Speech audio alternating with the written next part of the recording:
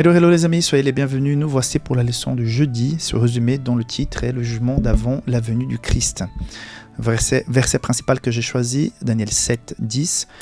Le jugement eut lieu et les livres furent ouverts. Donc on constate qu'il y a un support, un livre, où on va enregistrer les décisions concernant le salut des personnes.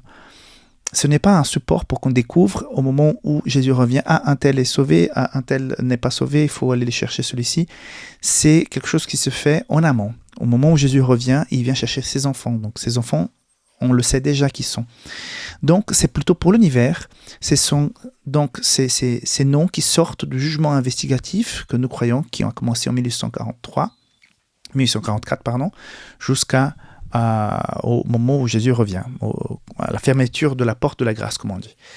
Et donc, ça sert de témoignage pour qu'on puisse constater que Dieu est juste dans chaque jugement. Ce même support sera analysé pendant le millénaire pour ceux qui sont sauvés et qui vont faire, comme j'ai dit cette semaine, le double-check de ces noms.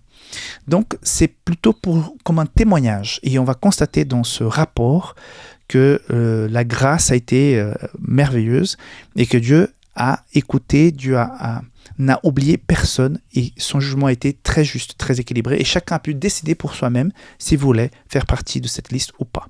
Okay? Donc, il y a une transparence qui est importante, contrairement à comment travaille Satan. Dieu travaille avec transparence. Donc, ça nous donne plus d'assurance que ce qui va se passer est équilibré et juste. Donc Daniel 7 réaffirme les anciens, le livre qui est ouvert, c'est le Fils de l'homme. Donc c'est lui qui est venu, qui a connu notre vie, notre nature.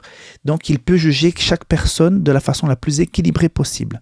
J'ai déjà donné d'autres informations concernant la façon comme Dieu va juger les gens.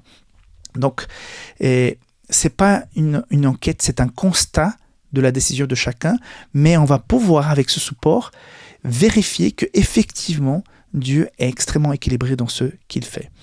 Donc voilà, c'est le résumé de la leçon pour aujourd'hui et on n'a pas à avoir peur de ça, c'est quelque chose de saint, c'est une étape importante pour l'enlèvement du péché de la terre, pour que la terre soit purifiée et qu'on puisse vivre pleinement, complètement avec tous ceux qui sont les enfants de Dieu, qui ont choisi de l'être, et nous n'aurons pas d'inquiétude, de doute par rapport à ceux qui n'ont pas accepté, qu'on va constater tranquillement, ouvertement, que ces personnes ont fait leur choix.